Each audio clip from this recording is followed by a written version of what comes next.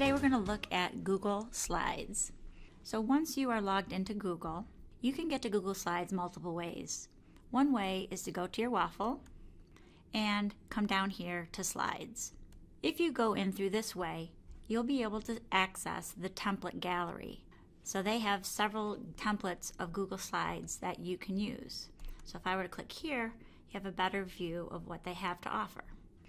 If you want to use one of these, you can go ahead and open it and it will save it to your Google Drive.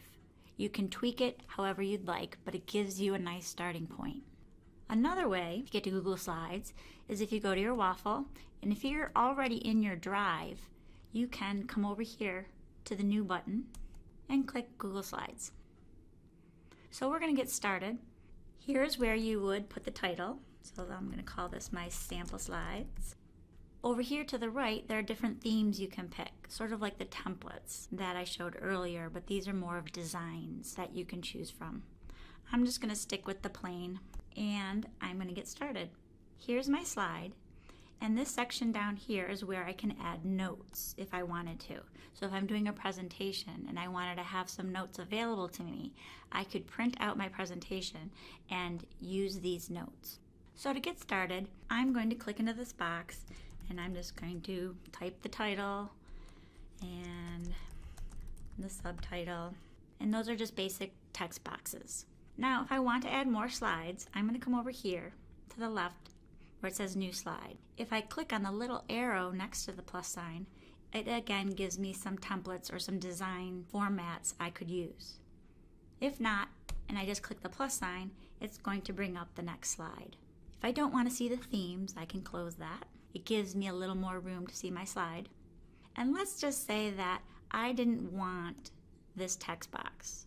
If you want to get rid of anything that's on a slide, you need to make sure it's highlighted, and then all you do is hit delete. There is the amazing undo button and redo button. So I'm going to call this picture sample.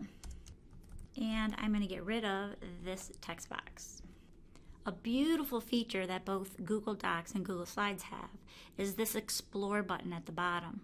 If you click the Explore button, there are some more layouts that you could use, but you can also search the web without leaving your document or slideshow. So I'm going to search kittens because it seems to be safe so far. And here I have the information from different websites that I could use. If I would like images, it pulls up all kinds of images. If I would like this little cutie, I'm just going to click on him, drag him over, and drop him onto my slide. Of course, he will need a little resizing, and to do that, you always want to resize from the corners. That way, nothing gets stretched out and the picture doesn't get distorted. So I will change it here, put it where I want it. This is the actual link from where I got the picture, so when I go to Cite My Sources, I have that. You'll notice there's a plus sign next to the pictures. If you click that, that will also insert the image onto the slide. And again, the site where that image comes from. The nice thing is when you use the Explore tool to search for images, Google's search will return images with the least restrictions. However, that doesn't guarantee that they're free to use, share, or modify, so always check.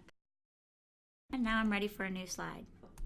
Here's the title only, and if I wanted to add more information, I can come up here to the text box tool. When I click on that, I can draw a text box and do all my typing.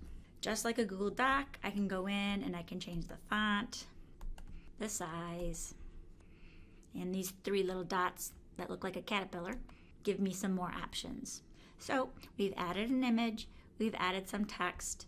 I can also add some shapes, lines, and if I click this image button, it will give me the option to upload an image from my computer, search the web, just like the Explore tool, upload one from my Drive, from my Photos app, if I have a URL for the image, or my camera. So you are not limited to just images from the web. One last thing I wanted to show is you can also move slides. You do not have to keep them in the same order as you create them.